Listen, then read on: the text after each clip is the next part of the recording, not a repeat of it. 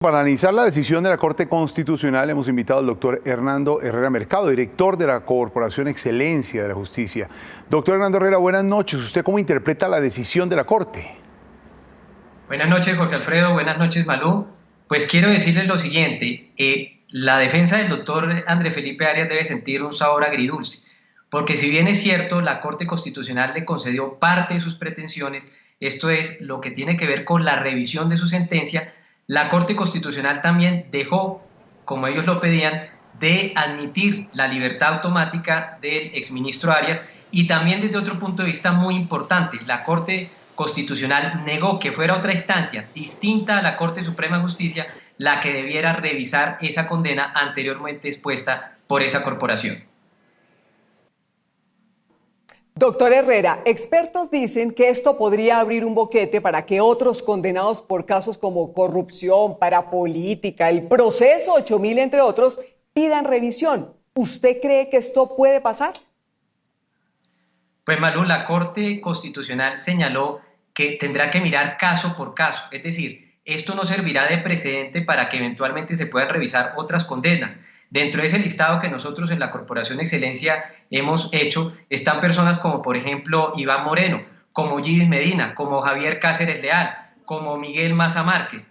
Esos casos tendrá la jurisdicción que analizarlos día a día y dependiendo obviamente de los argumentos que se presenten. Por lo pronto, lo importante es señalar que el país evitó, vía la Corte Constitucional, lo que hubiera sido el mayor choque de trenes de la historia, porque si la Corte Constitucional hubiera incurrido en la decisión de decir que un órgano distinto a la Corte Suprema de Justicia, como lo pretendía la defensa del doctor Arias, era el órgano competente para definir esa segunda instancia o ese principio de doble conformidad, entonces estaríamos hablando de la creación subrepticia por parte de un órgano que no tiene esa competencia de una cuarta corporación o alta corporación judicial adicional. Doctor Hernando Herrera, pero escuche algo que nos dijo un magistrado de la Corte Suprema de Justicia hoy. Este fallo, abro comillas, tira a la basura varios años de jurisprudencia de la Corte Suprema. ¿Usted está de acuerdo?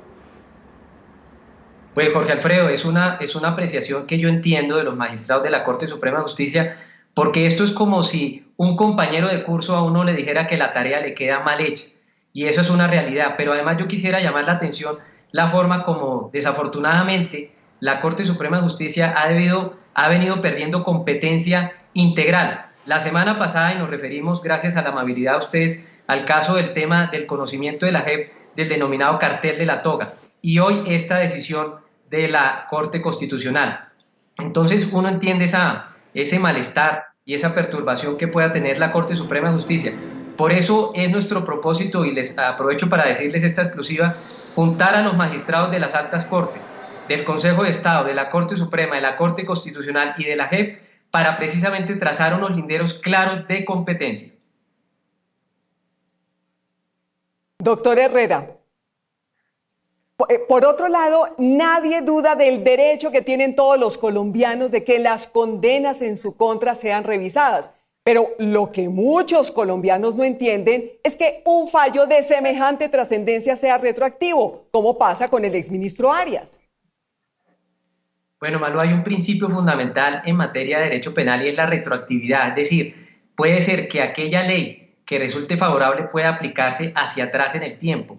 Y ese es uno de los principios universales del derecho penal. Desde ese punto de vista y quitando de por medio la persona que resulta beneficiaria o beneficiada con este fallo, debemos decir que ese es un principio que acogen todas las comunidades y tratados internacionales en esa materia. Claro, aquí llama la atención obviamente porque en el caso del exministro Arias estamos hablando de una persona que contó con una garantía también fundamental, no es que no haya contado con garantías, la garantía ni más ni menos que lo juzgara la máxima instancia ordinaria en el país vía la Sala de Casación Penal de la Corte Suprema de Justicia. Entonces ese es un elemento a tener en cuenta, pero creo que la decisión de la Corte, y eso hay que reiterarlo de manera muy importante, ratifica que precisamente sea la Corte Suprema de Justicia y no ningún otro organismo el que realice esa revisión de esa sentencia.